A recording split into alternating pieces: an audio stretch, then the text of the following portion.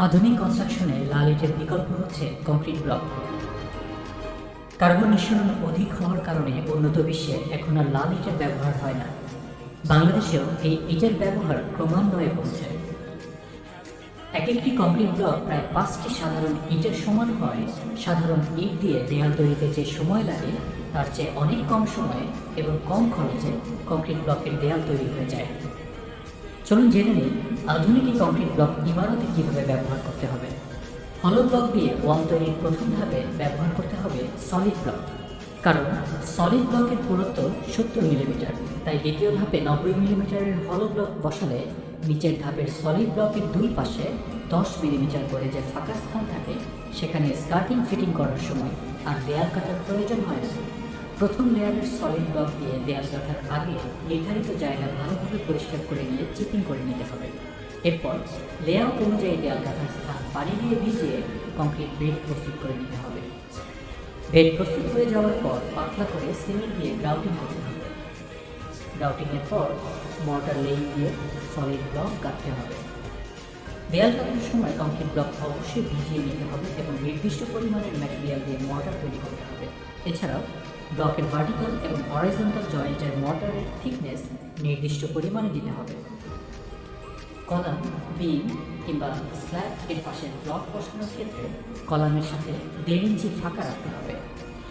এই 1.5 ইঞ্চি স্থান পাই chip casting দিয়ে ভরাতে হবে। পাই চিপ কাস্টিং দেওয়া হলো দেয়ালের সাথে বন্ডিংটা মজবুত করার জন্য। কংক্রিট ব্লকের দেয়ালে 4 ফিট পর রড দিয়ে রিইনফোর্সিং করতে হবে।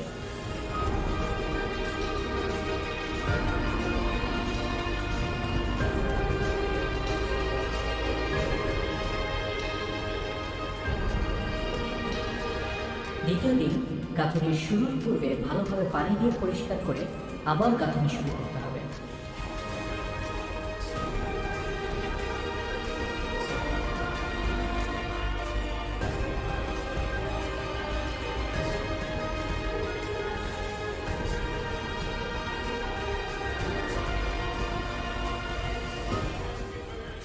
একদিনে সর্বোচ্চ 1.5 মিটারের ব্লক ওয়াল তৈরি করা যাবে।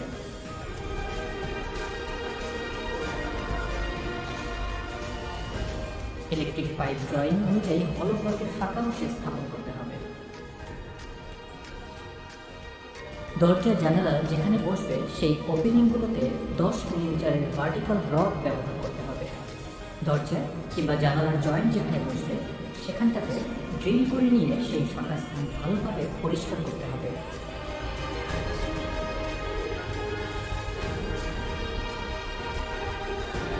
তারপর দরজা কিংবা জানালার রড ঢুকিয়ে গোড়ায় ঢালাই করে দিতে হবে। সকল আরসিসি সারফেস আর ব্লকের সংযোগস্থলে 8 ইঞ্চি পুরুত্বের ওয়ার মেশ ব্যবহার করতে হবে। ওয়ার মেশের আকৃতি হবে এল এর মতো। ওয়ার মেশ অবশ্যই ড্রিল করে রয়্যাল প্লাগ দিয়ে ভালোভাবে আটকে দিতে হবে। ব্লক ওয়ালে রাশ প্রয়োগের পূর্বে ওয়াল ভালোভাবে পরিষ্কার করে ভিজিয়ে নিতে হবে। রাশ প্রয়োগের 24 ঘন্টা পরে ওয়াল ভালোভাবে পানি দিয়ে ভিজিয়ে প্লাস্টারের কাজ ধরতে হবে।